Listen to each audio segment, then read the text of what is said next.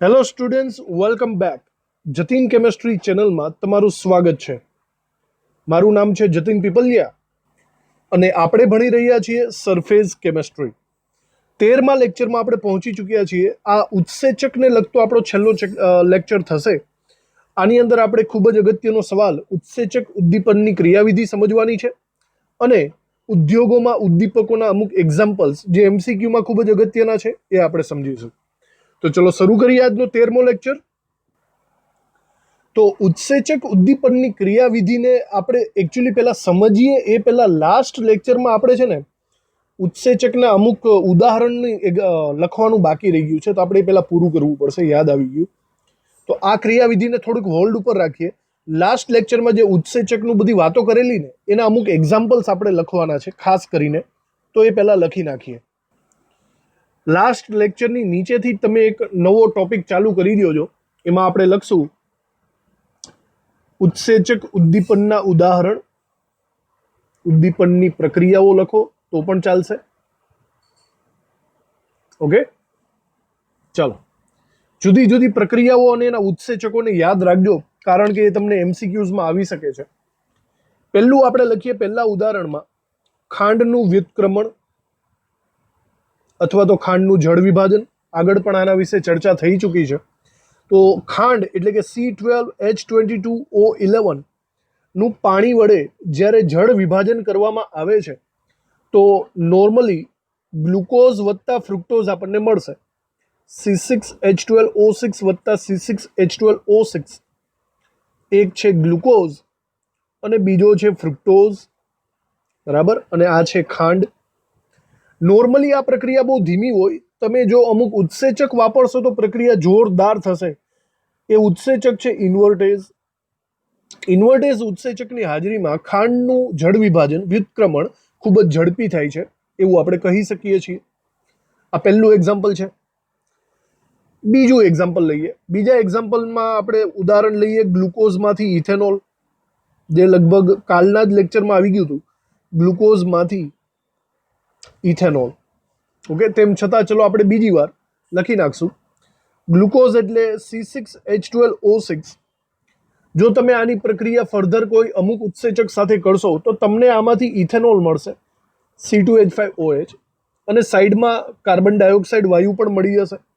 જો બરાબર બેલેન્સ કરો તો 6 કાર્બન છે અહીંયા, તો તમારે 2 ઇથેનોલ મેળવવા પડે, બરાબર. તો અહીંયા 4 કાર્બન અને 2 6 કાર્બન થઈ જશે. અને બાકીનું જુઓ તો ઓટોમેટિક બધું બેલેન્સ જ થાય છે. ઓક્સિજન પણ બેલેન્સ જ છે. તો આવી રીતે ગ્લુકોઝમાંથી ઇથેનોલ તમે મેળવી શકો છો. અને એના માટે વપરાતો જે ઉત્સેચક છે ખૂબ જ અગત્યનો, યાદ રાખજો, એ થશે ઝાયમેઝ નામનો ઉત્સેચક. ઓકે, આ 2 પ્રક્રિયાઓ થઈ ગઈ. આગળ વધીએ ત્રીજા નંબરની પ્રક્રિયા તરફ. ત્રીજા નંબરમાં આપણે લખીએ સ્ટાર્ચનું જળ વિભાજન. સ્ટાર્ચ એક પ્રકારનો પોલિમર પદાર્થ કહેવાય. એના જળ વિભાજનની અંદરથી પણ આપણને માલ્ટોઝ મળે છે, બરાબર. એ પહેલા સમીકરણ આપણે લખી નાખીએ. સ્ટાર્ચ એટલે કે C6H10O5, C6H10O5 n ટાઈમ્સ, એટલે કે એક રીતનું આ પોલિમર છે. એની પ્રક્રિયા જો તમે પાણી સાથે કરશો તો જળ વિભાજન થઈ જશે અને તમને મળશે C12H22O11. ડાયસેકેરાઇડ મળશે તમને, ઘણા બધા મળશે. અને આ ડાયસેકેરાઇડનું નામ છે માલ્ટોઝ. સ્ટાર્ચનું જળ વિભાજન કરતા માલ્ટોઝ મળે, યાદ રાખવું આને. જો બરાબર રીતે આને બેલેન્સ કરીએ તો તમારે 6 દુ 12 કાર્બન કરવા માટે આને 2 વડે ગુણવા પડશે. અને પાણીની વાત કરો તો પાણી પણ તમને વપરાશે. અહીંયા જુઓ, પાણીની સંખ્યા પણ આપણે n તરીકે લઈ શકશું. આવી રીતે સ્ટાર્ચનું જળ વિભાજન થશે. આ જળ વિભાજન ઝડપી થાય એના માટે વપરાય છે ઉત્સેચક ડાયાસ્ટેઝ. ડાયાસ્ટેઝ નામનો ઉત્સેચક વપરાશે. ઓકે, આ થઈ ગયું આપણું ત્રીજું એક્ઝામ્પલ. હવે ચોથા એક્ઝામ્પલની અંદર આપણે માલ્ટોઝનું જળ વિભાજન જોઈ લઈએ. માલ્ટોઝનું જળ વિભાજન. માલ્ટોઝ અહીંયા ઉપરના સમીકરણની અંદર જ આવેલો હતો. તો C12H22O11 એની પ્રક્રિયા જો પાણી સાથે કરવામાં આવે તો એનું જળ વિભાજન થશે અને તમને 2 મોનોમર મળશે C6H12O6, બરાબર. આવી રીતે હવે જો તમને અહીંયા પ્રક્રિયા ઉત્સેચકની હાજરીમાં કીએ તો અહીંયા ઉત્સેચકનું નામ થશે માલ્ટેઝ. તો માલ્ટોઝનું જળ વિભાજન માલ્ટેઝ દ્વારા થાય. ખાસ કરીને એમસીક્યુઝમાં આવું આવી શકે છે. ચલો હજી આગળ વધીએ. 5મા નંબરમાં યુરિયાનું જળ વિભાજન યુરેઝ વડે થાય. એ ઓલરેડી આપણે લખી જ ચૂક્યા છીએ તો એને ફરીથી રિપીટ નથી કરતા. આપણે લખશું માનવીની હોજરીમાં પ્રોટીનનું જળ વિભાજન શેના દ્વારા થાય? અને આંતરડાની અંદર પ્રોટીનનું જળ વિભાજન શેના દ્વારા થાય? કરવાનું પ્રોટીનનું જળ વિભાજન જ છે. હોજરીમાં જ્યારે પ્રોટીનનું જળ વિભાજન થાય છે ત્યારે એનું રૂપાંતર પેપ્ટાઇડ શૃંખલાઓમાં થશે, બરાબર. અને આંતરડાની અંદર પ્રોટીનનું જળ વિભાજન ડાયરેક્ટલી એમિનો એસિડમાં થઈ જાય છે. આ યાદ રાખવું. અને આ બંનેની અંદર વપરાતા ઉત્સેચકો પણ અલગ અલગ છે. હોજરીની અંદર પ્રોટીનનું જળ વિભાજન એ પેપ્સિન ઉત્સેચકની હાજરીમાં થાય છે અને આંતરડામાં પ્રોટીનનું જળ વિભાજન પેન્ક્રિયાટિક ટ્રિપ્સિન નામના ઉત્સેચકની હાજરીમાં થાય. નામ બરાબર યાદ રાખજો, પેન્ક્રિયાટિક ટ્રિપ્સિન. ચલો આ થઈ ગયું આપણી 5મી વાત. હવે 6ઠ્ઠી વાત ઉપર જઈએ. છેલ્લું, દૂધમાંથી દહીં બનવાની ઘટના લઈ લો ને તો એની અંદર પણ જે વપરાતા ઉત્સેચકો છે એ એક રીતના સૂક્ષ્મ જીવો જ હોય છે. અને એની અંદર વપરાતા ઉત્સેચકોના નામ આપણે બહુ નાનપણથી જ સાંભળતા આવ્યા છે. લેક્ટોબેસિલી એકચ્યુઅલી બોલાય એને લેક્ટોબેસિલી ઉત્સેચકો એ દૂધમાંથી દહીં બનાવવાની ઘટનાને ઝડપી બનાવે છે. ચલો તો ઓવરઓલ આટલા એક્ઝામ્પલ્સ છે આપણી પાસે જે ઉત્સેચક ઉદ્દીપનની પ્રક્રિયાઓ સૂચવે છે. તમારા બધાને એમસીક્યુ રિલેટેડ યાદ રાખવાના. હવે આજના ટોપિક ઉપર આવીએ. ઉત્સેચક ઉદ્દીપનની ક્રિયાવિધિ. ઉત્સેચક એકચ્યુઅલી કેવી રીતે કામ કરે છે એ આપણે મેઇનલી ભણવાનું છે. ઉત્સેચક ઉદ્દીપનની ક્રિયાવિધિ આપણને ટેક્સ્ટબુકમાં એક જ આપેલી છે પણ એકચ્યુઅલી 2 અલગ અલગ ક્રિયાવિધિઓ ધરાવે છે.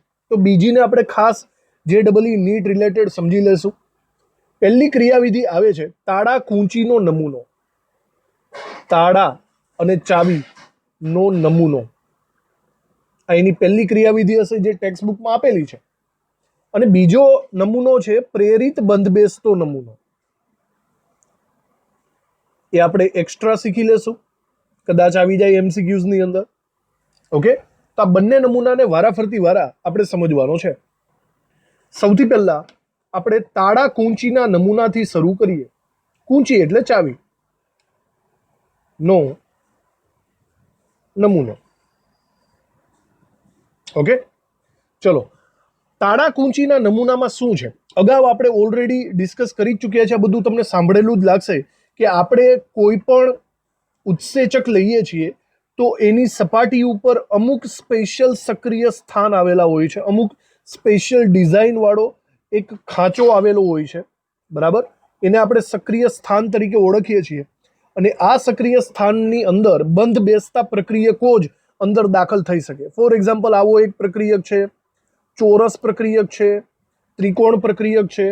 તો આની અંદર જે આ ત્રિકોણવાળો પ્રક્રિયક છે એ જ એની અંદર પ્રોપર બંધ બેસતો ગોઠવાઈ શકે છે. તો એ જ પ્રક્રિયા કરશે, બીજો કોઈ પ્રક્રિયા નહીં કરે. આનો મતલબ એમ થયો કે એક રીતના એવું સમજી લ્યો કે આ જે ઉત્સેચક છે એ તાળું છે અને પ્રક્રિયક છે એ ચાવી છે. તો એવું કહી શકું કે ઉત્સેચકને ખોલવા માટે ગમે એટલી ચાવી લ્યો પણ યોગ્ય ચાવી વગર આ પ્રક્રિયા આગળ વધવાની નથી. તો યોગ્ય ચાવી હોવી જોઈએ.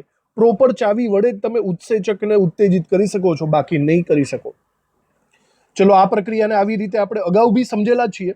આ ઉત્સેચક છે, એના જે આકાર છે એ આકાર સાથે બંધ બેસતો કોઈ પ્રક્રિયાથી અંદર જોડાય તો પ્રક્રિયા શક્ય બનશે. હવે આ જે ચોક્કસ પ્રકારનો ખાંચો હતો ને એને આપણે સક્રિય સ્થાન તરીકે ઓળખવાનું છે, બરાબર. જોજો, આ જે રેડ કલરથી તમને દેખાય છે ને એને આપણે કહીશું સક્રિય સ્થાન. એ સક્રિય સ્થાન સાથે બંધ બેસતો પ્રક્રિયક હોય તો જ તેની સાથે જોડાઈ શકે છે. આ સક્રિય સ્થાન તરીકે મોસ્ટ ઓફલી જુદા જુદા સમૂહો આવેલા હોય છે. આ સમૂહો જેવા કે એમાઇન સમૂહ NH2 સમૂહ, COOH સમૂહ, OH એટલે કે આલ્કોહોલ અને થાયોલ સમૂહ. આ થાયોલ સમૂહ, આલ્કોહોલ સમૂહ, એમાઇન સમૂહ આ બધા રેડ કલર છે ને ખાંચો ત્યાં ગોઠવાયેલા હોય છે અને તે જ પ્રક્રિયાને આગળ વધારવા માટે જવાબદાર હોય છે. આ નમૂનાને આપણે તાળા કૂંચીના નમૂના વડે સરખાવી શકીએ. જેમ તાળું કોઈ ચોક્કસ ચાવી વડે ખુલતું હોય એવી રીતે ઉત્સેચકની ઉપર ચોક્કસ પ્રકારનો ચોક્કસ આકારનો પ્રક્રિયાથી હશે તો જ પ્રક્રિયા આગળ વધશે એવું આપણે કહી શકીએ. લખાણમાં આપણે અહીંયા નીચે લખી લઈએ કે ઉત્સેચકના આકૃતિ દોરી નાખજો. ઉત્સેચકના કલીલમય કણોની સપાટી પર ઘણા છિદ્રો હોય છે. ઘણા છિદ્રો હોય છે. બરાબર. આ છિદ્રોની જો આપણે આગળ વાત કરીએ તો આ જે છિદ્રો છે એ છિદ્રો એક તો લાક્ષણિક આકારના હોય છે. દરેકનો આકાર જુદો જુદો હોય એટલે કે એક્સક્લુઝિવ આકારના હોય છે. આ છિદ્રોની અંદર અમુક સમૂહો આવેલા હોય છે જેમ કે NH2 સમૂહ, COOH સમૂહ, OH, SH. બરાબર. આ બધા આપણે એમ કહી શકીએ કે સક્રિય સમૂહ ધરાવે છે. છિદ્રો આ બધા સક્રિય સમૂહ ધરાવે છે. ઓકે. અને આ જે છિદ્રો છે એ એક રીતના ઉત્સેચકના સક્રિય કેન્દ્રો છે. ઉત્સેચકના સક્રિય કેન્દ્રો છે. ત્યાંથી જ પ્રક્રિયા થવાની શરૂઆત થશે. આગળ આપણે લખીએ બીજા મુદ્દાની અંદર લખજો કે પ્રક્રિયકના અણુઓ કે જેની સપાટી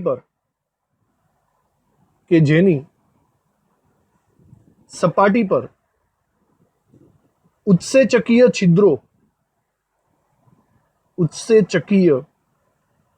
છિદ્રો જેવો જ આકાર હોય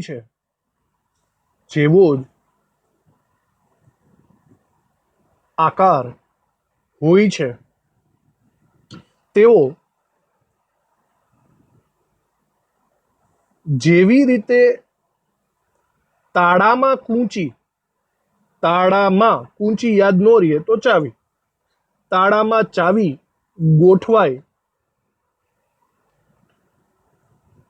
તેવી રીતે ગોઠવણી પામે છે. બરાબર. અને શું કરશે આ ગોઠવણીને? આપણે કહીશું સક્રિયકૃત સંકીર્ણ.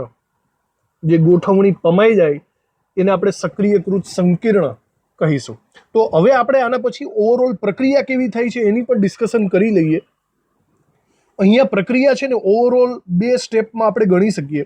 દાખલા તરીકે આ ઉત્સેચક છે એન્ઝાઇમ E અને એના ઉપર 2 પ્રક્રિયાર્થીઓ પ્રક્રિયા કરે છે. એને અનુરૂપ છિદ્રો પણ આવેલા જ છે એવું આપણે સમજી લઈએ. તો આ પહેલા તો પ્રક્રિયકો છે ને એ ઉત્સેચકની સાથે જોડાઈ જશે એના સક્રિય કેન્દ્રો ઉપર. ઓકે. જેવા એ સક્રિય કેન્દ્રો ઉપર જોડાઈ જાય પછી આ જે રચના બની ને આ જે આખી રચના આને આપણે કહીશું સક્રિયકૃત સંકીર્ણ. આ સક્રિયકૃત સંકીર્ણ નિર્બળ બંધથી જોડાયેલું હોય છે. તો અહીંયા જે પ્રક્રિયકો છે એ ડાયરેક્ટલી નિપજમાં રૂપાંતર પામી જશે. જો એને સમીકરણ સ્વરૂપે દર્શાવવું હોય તો આવી રીતે દર્શાવી શકાય એન્ઝાઇમ પ્લસ સબસ્ટ્રેટ એટલે કે પ્રક્રિયક. તો સૌથી પહેલા તો આપણને સક્રિયકૃત સંકીર્ણ મળશે જેને આપણે ES સ્ટાર વડે દર્શાવશું. અને આ ES સ્ટાર એમાં નિર્બળ બંધ હોય છે એટલે એનું તૂટવું તો જરૂરી જ હતું. આમાં થશે એવું કે જે સબસ્ટ્રેટ છે તે નિપજમાં કન્વર્ટ થઈ જશે સેકન્ડ સ્ટેપમાં. અને જેવું નિપજમાં કન્વર્ટ થાય એટલે ડાયરેક્ટલી એ પોતાની સપાટી છોડીને નીકળી જશે. તો બીજું સમીકરણ આવું થશે ES star will gives enzyme plus product એટલે કે નિપજ મળી ગઈ. અને જુઓ એન્ઝાઇમ જેવો હતો એવો ને એવો જ પોતાના સ્થાને છે. એને કંઈ પણ પ્રકારની પ્રક્રિયા કરી નથી.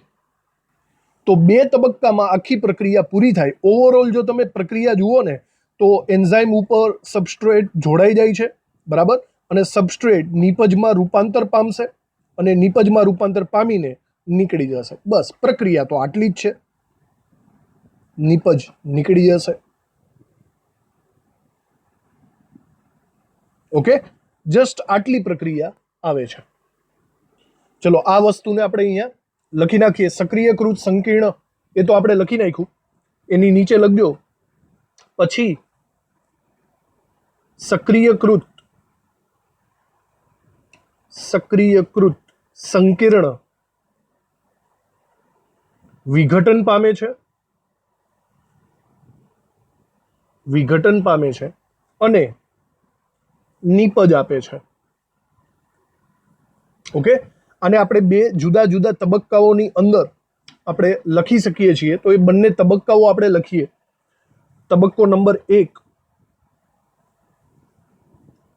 તબક્કા નંબર 1 ની અંદર ઈ અને એસ, એટલે ઈ ને આપણે ઉત્સેચક કહીશું અને એસ ને આપણે પ્રક્રિયાર્થી કહીશું, જેનું ઇંગ્લિશ થાય છે સબસ્ટ્રેટ. આ બંને વચ્ચે પ્રક્રિયા થઈને સૌથી પહેલા તો ઈ એસ સ્ટાર બની જશે, જે આપણું સક્રિયકૃત સંકીર્ણ છે. આ આપણો પહેલો તબક્કો છે. પછી એના તબક્કા નંબર 2 માં જોઈએ તો તબક્કા 2 ની અંદર જે પેલું સક્રિયકૃત સંકીર્ણ હતું એનું વિઘટન થશે. વિઘટન થતા જે આપણો એન્ઝાઇમ એટલે કે ઉત્સેચક છે એ પાછો મૂળ સ્વરૂપે ફરશે, પણ પ્રોડક્ટ મળશે. મતલબ પ્રક્રિયાથી હવે શેમાં રૂપાંતર પામી ગઈ છે? પ્રોડક્ટ, નિપજની અંદર રૂપાંતર પામશે. આવી રીતે આખી પ્રક્રિયાને આપણે દર્શાવી શકીએ. હવે આવી જ વસ્તુ સેમ ટુ સેમ આપણે ઉદ્દીપનમાં પણ જોઈ જ ગયા હતા. બંને સિમિલર જોવા જાવ તો સિમિલારિટીમાં જ છે, બંને સરખા જ છે. લખી નાખીએ અહીંયા નીચે કે ઉત્સેચક ઉદ્દીપન ની ક્રિયાવિધિ સામાન્ય ઉદ્દીપનને મળતી આવે છે. કે બંને સિમિલર જ છે. ચલો, તો આ વસ્તુ જે આખી આપણે ભણ્યા તાડા કૂંચીનો નમૂનો, એ આખો એનસીઈઆરટી ટેક્સ્ટબુકમાં આપેલો જ છે. બરાબર રીતે પાકો કરી લેવો. બરાબર, એમસીક્યુ રિલેટેડ અથવા થિયરીને રિલેટેડ પણ પૂછાવા જેવો ખરો. ઇઝી છે, આવડી જાય એવો છે. હવે આપણે બીજા નમૂનાની વાત કરીએ જે ટેક્સ્ટબુકમાં નથી. સ્પેશિયલી આપણે જેડબલઈ નીટને રિલેટેડ આ ટોપિકની ચર્ચા કરી લઈએ. બરાબર, એ ટોપિક છે પ્રેરિત બંધબેસતો નમૂનો. પ્રેરિત બંધબેસતો નમૂનો. આ જે નમૂનો છે ને આખો એ તાડા કૂંચીના નમૂનાથી વિપરીત છે. બરાબર, ધ્યાનથી સાંભળો. આની અંદર શું થાય કે દાખલા તરીકે ફરીથી આપણે પેલું એક્ઝામ્પલ લઈએ કે કોઈ એક ઉત્સેચક છે અને જેનો આકાર કંઈક આવો છે. બરાબર, એના સક્રિય સ્થાનનો આકાર કંઈક આવી રીતે આપેલો છે. હવે એક મિનિટ, દાખલા તરીકે ઉત્સેચક આપણે લઈ લઈએ અને એના સક્રિય સ્થાનનો આકાર કંઈક આવી રીતે આપેલો છે એવું માની લઈએ. બરાબર, હવે અહીંયા એની ઉપર કોઈ અમુક પ્રક્રિયકો જોડાવા માટે આવે છે. હવે જોડાવા માટે આવતા પ્રક્રિયક દાખલા તરીકે આવા ગોળાકાર આકારમાં છે તો સ્પષ્ટ વાત છે આ ત્રિકોણની અંદર તે ફિટ બેસી શકવાના નથી, તો અહીંયા પ્રક્રિયા નહીં થાય. પણ વસ્તુ એવી છે કે જો તમે ક્યારેક અમુક સિચ્યુએશન એવી આવી જાય છે, સ્પેશિયલી ઔષધો, જ્યારે તમે દવાઓ પીવો છો ને ત્યારે એવી અસર આવી જાય છે કે આ પ્રક્રિયાર્થીની અસરના કારણે આ જે ઉત્સેચક છે ને એ ઉત્સેચક પોતાના સક્રિય સ્થાનનો આકાર બદલી નાખશે. જોજો, આનો આકાર જે ત્રિકોણાકાર હતો ને એ પ્રક્રિયાર્થીની અસરના કારણે બદલી જશે અને એ આકાર ગોળાકાર જેવો થઈ જશે, આને સમરૂપ થઈ જશે. ક્યારેક જ આવું બને. બરાબર, અને મોસ્ટ ઓફલી આ દવાઓની બાબતમાં બને છે, જ્યારે તમે ઔષધો ખાવ છો ત્યારની બાબતમાં. એનો મતલબ એમ થયો કે હવે આ ઔષધ અહીંયા જોડાઈ જશે પ્રક્રિયાથી અને એ બંધ બેસતો આકાર ધારણ કરી દેશે. સમજ પડી તમને? તો પ્રેરિત બંધ બેસતો નમૂનો એટલે અહીંયા સક્રિય સ્થાન પોતાનો આકાર બદલે છે. કોના કારણે? પ્રક્રિયકના કારણે. બરાબર, અને પ્રક્રિયા થવા માટે જરૂરી જગ્યા પૂરી પાડે છે. આવા નમૂનાને પ્રેરિત બંધબેસતો નમૂનો કહી શકાય. હવે આવું એક બીજું એક્ઝામ્પલ પણ તમે લઈ શકો છો. દાખલા તરીકે હાથ મોજાનું એક્ઝામ્પલ તમે અહીંયા સ્પેશિયલ લઈ શકો. હાથ મોજા હોય ને, મતલબ આપણે આ ડોક્ટર જે પહેરતા હોય એ પ્લાસ્ટિકના પતલા એવા હાથ મોજા, બરાબર, હેન્ડ ગ્લોવ્સ, એ નોર્મલી એને તમે ડૂચો વાળીને રાખી શકો છો, ડૂચો વાળીને.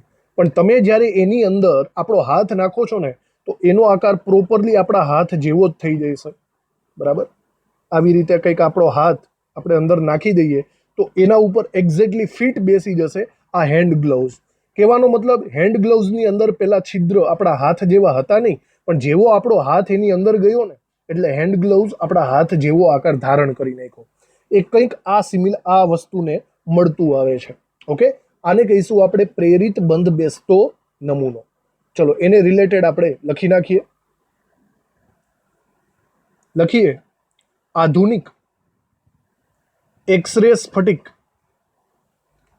નો અભ્યાસ, એક્સરે સ્ફટિક અભ્યાસ અને સ્પેક્ટ્રોસ્કોપિક પદ્ધતિ,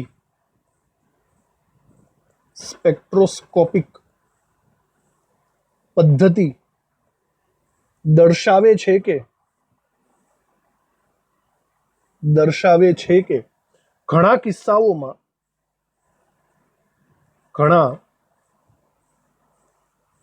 કિસ્સાઓમાં પ્રક્રિયાર્થી, જેને આપણે અધઃ સ્તર તરીકે પણ ઓળખીશું, સબસ્ટ્રેટ તરીકે પણ ઓળખીશું. તો હવે બરાબર જોજો, એના નામ બધા બંધબેસતા જ આવે છે. ઓકે, તો ઘણા કિસ્સાઓમાં જે પ્રક્રિયાર્થી છે એ સક્રિય સ્થાન પર ઉતરાણ કરે છે, ત્યારે ઉત્સેચક સક્રિય સ્થાનનો આકાર બદલે છે, સક્રિય સ્થાનનો આકાર બદલે છે. આ નમૂનો, એની નીચે લખીએ, આ નમૂનો એવું દર્શાવે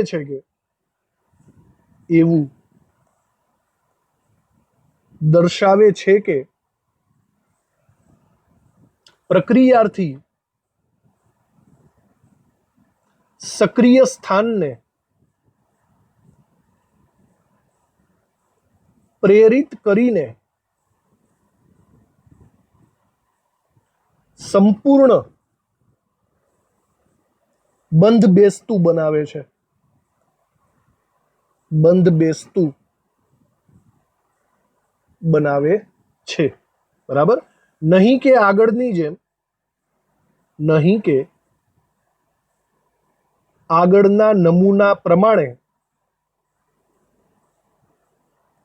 એટલે કે તાળા કૂંચીના નમૂનાથી વિરુદ્ધ, તાળું ચાવી નમૂના પ્રમાણે, અહીંયા લખીએ, તાળું ચાવી જેવો દ્રઢ આકાર નથી. ઓકે, એક્ઝામ્પલમાં લખ્યું હોય તો લખી શકાય. દાખલા તરીકે હાથ મોજા. ઓકે, એનું એક્ઝામ્પલ આવી શકે. બીજો એક એમસીક્યુ રિલેટેડ ખૂબ જ ઇમ્પોર્ટન્ટ એવો એક વાક્ય છે, વિધાન છે, એ હું તમને કહું છું કે પેલા લખી જ નાખીએ પછી સમજીએ કે ઉત્સેચક ઉદ્દીપનની પ્રક્રિયાનો દર, ઉદ્દીપનની પ્રક્રિયાનો દર અથવા તો વેગ એ પ્રક્રિયાર્થીની સાંદ્રતા વધારતા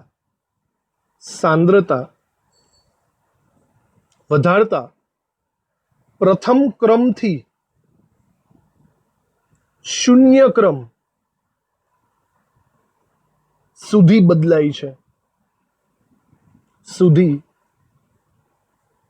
છે, બહુ ઇમ્પોર્ટન્ટ સવાલ છે, કદાચ એમસીક્યુમાં આવી જાય, બરાબર. કહેવાનો મતલબ, જ્યારે પ્રક્રિયાની શરૂઆત હોય ને, ત્યારે ઉત્સેચક અને પ્રક્રિયાર્થી વચ્ચેની પ્રક્રિયા પ્રથમ ક્રમની હોય. એનો મતલબ એમ છે કે વેગ એ ડાયરેક્ટલી પ્રક્રિયાર્થી એટલે કે સબસ્ટ્રેટના સમપ્રમાણમાં હોય. જેટલો સબસ્ટ્રેટ વધારશો એટલો વેગ વધશે. પણ જેમ જેમ તમે એની સાંદ્રતા વધારે પડતી હાઈ લેવલની કરી નાખશો ને પછી વેગ એ શૂન્ય ક્રમની પ્રક્રિયા તરફ જશે. પછી સબસ્ટ્રેટની સાંદ્રતાની ઉપર આધાર નહીં રાખે, કારણ કે સપાટી એકદમ પેક થઈ જાય ને એના કારણે. તો આ વસ્તુ ખાસ યાદ રાખજો. પહેલા પ્રથમ ક્રમની અને ત્યારબાદ કેવો થઈ જશે?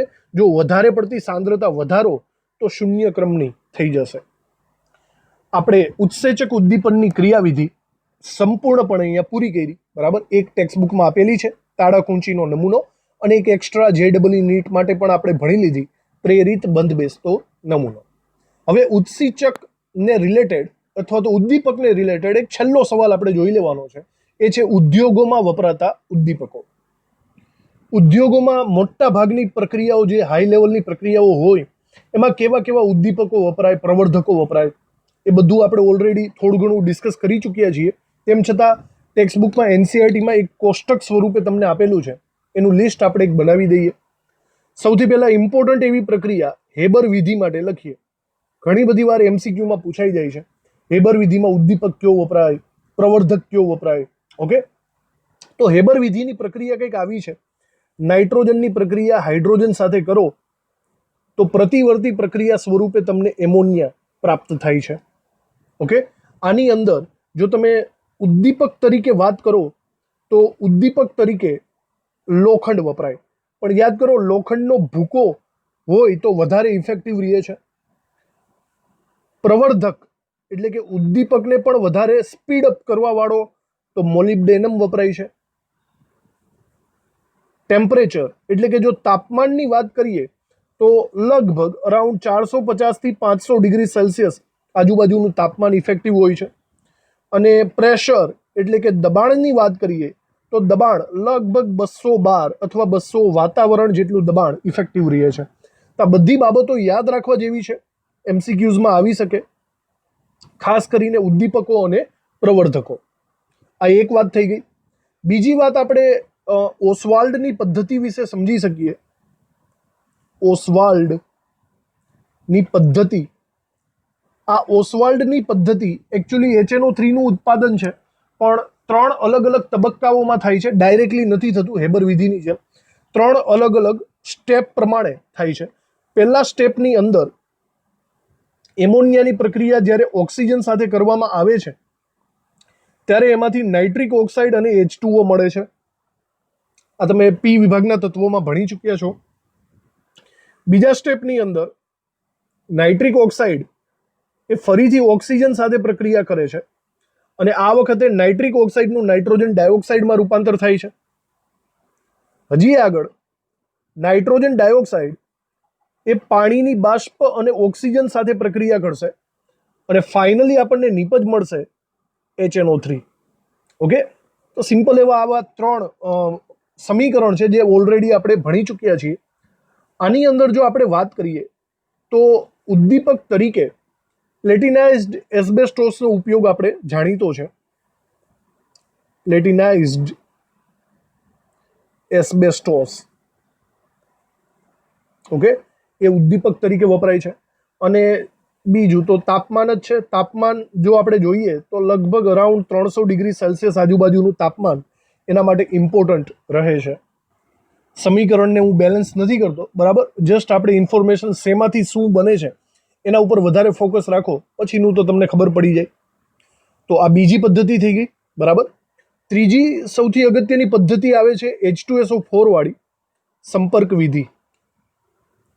સંપર્ક વિધિથી H2SO4 નું ઉત્પાદન થાય છે. આ પણ એક સમીકરણમાં એક સ્ટેપમાં પૂરું નથી થતું, 3 જુદા જુદા સમીકરણ દ્વારા એને સમજી શકીએ છીએ. પહેલા સમીકરણની અંદર આપણે સલ્ફર ડાયોક્સાઇડનું ઓક્સિડેશન કરવું પડે છે, જ્યાં તમને મળશે સલ્ફર ટ્રાયોક્સાઇડ. આપણે વારંવાર આવું કહેતા હોય કે અહીંયા ઉદ્દીપક તરીકે V2O5 વેનેડિયમ પેન્ટોક્સાઇડ વપરાય છે. ત્યારબાદ જે સલ્ફર ટ્રાયોક્સાઇડ મળે છે એની પ્રક્રિયા કોઈ બહારથી લાવેલા H2SO4 સાથે કરવાની છે. તમને એમ થશે H2SO4 બનાવવાનો છે અને H2SO4 જ ક્યાં પ્રક્રિયક તરીકે લઈ લીધો, પણ આ વસ્તુ તમે ઓલરેડી P વિભાગના તત્વોમાં સારી રીતે ભણી ચૂક્યા છો, બરાબર. અહીંયા H2SO4 SO3 સાથે પ્રક્રિયા કરીને H2S2O7 બનાવશે, જે ઓલિયમ અથવા ધુમાયમાન સલ્ફ્યુરિક એસિડ તરીકે વર્તે છે. હવે આ ધુમાયમાન સલ્ફ્યુરિક એસિડ H2S2O7 ની આગળ પ્રક્રિયા ફરીથી પાણી સાથે કરવાની, એટલે તમને એકદમ શુદ્ધ એવો સલ્ફ્યુરિક એસિડ પ્રાપ્ત થશે અને ઝડપી પ્રાપ્ત થશે. જો આ બધાની વાત કરીએ તો આની અંદર ઉદ્દીપક તરીકે પ્લેટિનાઇઝ્ડ એસ્બેસ્ટોસ ચાલશે. પ્લેટિનાઇઝ્ડ એસ્બેસ્ટોસ ચાલે છે, અથવા તો તમે વેનેડિયમ પેન્ટોક્સાઇડ પણ વાપરી શકો છો, V2O5, બંને ચાલે. અને તાપમાનની જો વાત કરીએ તો તાપમાનની રેન્જ લગભગ 400 થી લઈને 450 ડિગ્રી સેલ્સિયસ સુધીની છે. ઓકે, તો આ બધી વસ્તુ યાદ રાખવી તમારે. તો આ બધી વાતો થઈ ગઈ. 3 ટોપિક આપણે લીધા, હેબર વિધિ, ઓસ્વાલ્ડની પદ્ધતિ અને સંપર્ક વિધિ. એ ઉદ્યોગોની અંદર વપરાતા ઉદ્દીપકોની વાત થઈ ગઈ. થોડાક ઉત્સેચકોને પણ તમારે યાદ રાખવાના છે, ખાસ કરીને યાદ રાખજો. એક થોડુંક એવું નાનું એવું લિસ્ટ બનાવી નાખીએ. મોસ્ટ ઓફલી આગળ આપણે ભણી જ ચૂક્યા છીએ, પણ થોડુંક એવું વાપરી લઈએ આપણે અહીંયા. નામ અમુક યાદ આવે એ લખતા જઈએ. જેમ કે યુરેઝ, બરાબર, યુરેઝ દ્વારા યુરિયાનું જળ વિભાજન થાય છે. બીજું માલ્ટેઝ, સરખા નામ છે. માલ્ટેઝ હોય તો માલ્ટોઝનું જળ વિભાજન કરે છે. પછી સેલ્યુલેઝ, તો એ સેલ્યુલોઝનું જળ વિભાજન કરે છે. સેલ્યુલોઝ, બરાબર, એનું પાચન લખો તો વધારે સારું થાય, કારણ કે પ્રાણીઓના શરીરમાં સેલ્યુલેઝ હોય છે. પછી એમાઇલેઝની વાત કરીએ. એમાઇલેઝ લાળમાં આવેલી હોય છે આપણા શરીરમાં, તો એ સ્ટાર્ચનું પાચન કરે છે. સ્ટાર્ચનું પાચન કરવામાં મદદરૂપ થાય છે. પછી હજી એક છે લાઇપેઝ. લાઇપેઝ તો એના નામ ઉપરથી લિપિડનું પાચન કરે છે, ચરબીનું પાચન કરે છે. ઓકે, આ બધા નામ તમારે યાદ રાખવા, આ બધા MCQsમાં આવી શકે છે. તો આવી રીતે આપણે અહીંયા સંપૂર્ણ ઉદ્દીપક અને ઉદ્દીપનને રિલેટેડ બધા ટોપિકની ચર્ચા પૂરી કરી નાખી. આ ચેપ્ટરમાં આપણે 2 ટોપિક પૂરા કર્યા છે. અધિશોષણને લગતો ટોપિક પૂરો કરી નાખ્યો છે, અને બીજો એમ કહી શકાય કે આ ઉદ્દીપનનો ટોપિક પૂરો કર્યો. અડધો પાઠ પૂરો થયો એવું સમજજો. હવે ત્રીજો ટોપિક આવશે કલીલ, જે નેક્સ્ટ લેક્ચરથી આપણે ભણશું. તો થેન્ક યુ આ લેક્ચર ભરવા માટે. ઉદ્દીપન અહીંયા પૂરું થાય છે. હવે મળીએ નેક્સ્ટ લેક્ચરમાં, જ્યાં આપણે ભણશું કલીલો. Thank you.